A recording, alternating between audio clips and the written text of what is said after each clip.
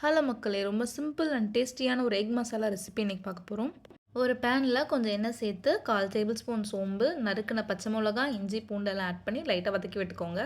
ஒரு பெரிய சைஸ் வெங்காயத்தை நறுக்கி வச்சுருக்கேன், அதையும் இது கூட சேர்த்துக்கலாம். இதை நல்லா பொன்னிறமாகிற வரைக்கும் வதக்கிக்கோங்க.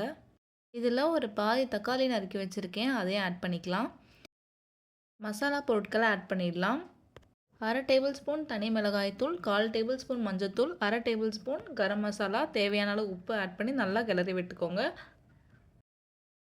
இதெல்லாம் இனி நல்லா வெந்து வரணும். அதுக்காக நம்ம கொஞ்சமாக தண்ணி சேர்க்க போகிறோம். நான் ஒரு 1/4 கப் அளவுக்கு தண்ணி சேர்த்துருக்கேன். இதை மூடி போட்டு ஒரு 10 நிமிஷம் போல் வேக விட்டுருங்க. வெந்துருச்சு. இப்போ நம்ம தக்காளியை மட்டும் லைட்டாக மேஷ் பண்ணி விட்டுக்கலாம் கரண்டி வச்சு. இது கூட 2 முட்டை சேர்த்துக்கிறேன். முட்டை சேர்த்த பிறகு நம்ம கரண்டி போட்டு கிளறக்கூடாது, அப்போ தான் கிரேவி டேஸ்ட்டாக இருக்கும். முட்டைக்கு தேவையான மசாலாவை இப்போ ஆட் பண்ணிக்கிறோம். லாஸ்ட்டாக வாசனைக்காக நறுக்கின கொத்தமல்லி தழை ஆட் பண்ணுறோம். லோ ஃப்ளேமில் வச்சு இதை ஒரு 10 நிமிஷம் அப்படியே மூடி போட்டு வேக வச்சுருங்க. அவ்வளோதான், சூப்பரான ஒரு எக் மசாலா ரெடி ஆகிடுச்சு. ஆப்பம், சப்பாத்தி, தோசை எதுக்கு வேணால் நீங்கள் சாப்பிட்லாம். மறக்காமல் ட்ரை பண்ணிவிட்டு உங்கள் ஃபீட்பேக்கை ஷேர் பண்ணுங்கள். டாட்டா பாய்.